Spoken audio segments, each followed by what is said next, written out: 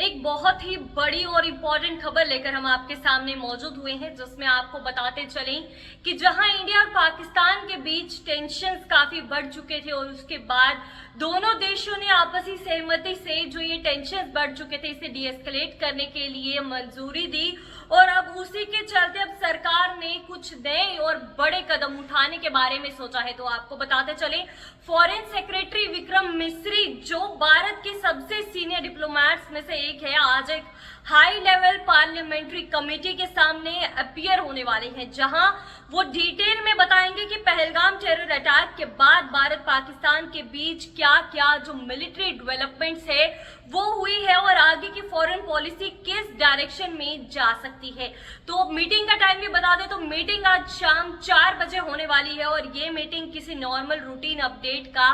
हिस्सा नहीं है और ये ऑपरेशन सिंदूर के आफ्टरमैथ में हो रही है और एक स्ट्रैटेजिक मिलिट्री ऑपरेशन जिसे इंडियन आर्म फोर्सेस ने लॉन्च किया था और पहलगाम के जो ये बर्बरता वाला टेरर अटैक सामने आया था उसके बाद जो ऑपरेशन सिंदूर है उसे लॉन्च किया गया और उसका बदला लेने के लिए ये ऑपरेशन सिंदूर को लॉन्च किया गया था। तो आपको बताते चलिए, इस ऑपरेशन के बाद दोनों देशों के बीच टेंशन काफी एस्केलेट हो गए थे, लेकिन मई 10 को समझौता हुआ कि दोनों देश यानी कि जिसमें इंडिया और पाकिस्तान ने मिलिट्री एक्शंस को रोकने का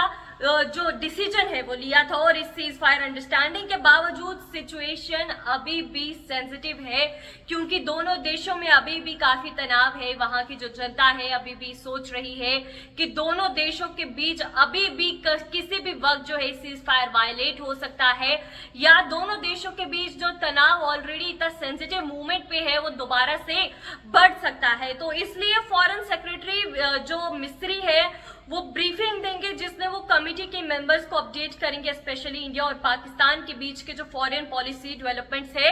उन पर वो स्पेशली इस बार ब्रीफ करने जा रहे हैं। तो ये पैनल कांग्रेस के शशि थरूर की लीडरशिप में काम करता है और मीटिंग मंडे और ट्यूसडे दोनों दिन चलेगी, जिससे लगता है कि डिस्कशंस काफी इन डेप्थ और स्ट्रैटेजिक होने वाले हैं। तो लेकिन आपको ये भी बताएं कि ये बस इतने तक ही नहीं है, दूसरी तरफ भी काफी कुछ हो रहा है। एक और पार्लियामेंट्री कमेटी जो वाटर रिसोर्सेज से रिलेटेड है और जिसे बीजेपी के राजीव प्रताप रूडी चेयर करते हैं, उसमें एक भी जो क्रूशियल मीटिंग है वो भी स्केड्यूल्ड है और इस कमेटी को वेरियस गवर्नमेंट के जो डिपार्टमेंट्स है उनके ऑफिसर्स ब्रीफ करेंगे। और जो टॉपिक्स की बात करते चले तो टॉपिक्स बता दें, फ्लड सिनेरियोज जो मॉनसून के समय होते हैं, रिवर बैंक जो है उसकी प्रोटेक्शन के बारे में, सॉइल इरोजन के बारे में और मॉनसून के दौरान जो रिलीफ है उसके लिए बात की जाएगी और इनके मेजर्स के लिए, स्पेशली उन रिवर्स को लेकर जो बॉर्डर के अक्रॉस फ्लो करती हैं जहां से पोटेंशियल क्रॉस बॉर्डर वाटर जो है कॉन्फ्लिक्ट या इमरजेंसी हो सकती है। और अब आते हैं एक और मेजर डेवलपमेंट पर जो ग्लोबल लेवल पर भारत की स्ट्रॉन्ग फॉरेन पॉलिसी का सिग्नल देता है। सरकार ने एक बोल्ड स्टेप जो है वो लिया है, तो बता दें वो स्टेप क्या है। भारत एक ऑल पार्टी डेलीगेशन भेजने वाला है 33 अलग अलग ग्लोबल कैपिटल्स में। इसका एम है एक स्ट्रॉन्ग मैसेज देना दुनिया को, India is united against terrorism.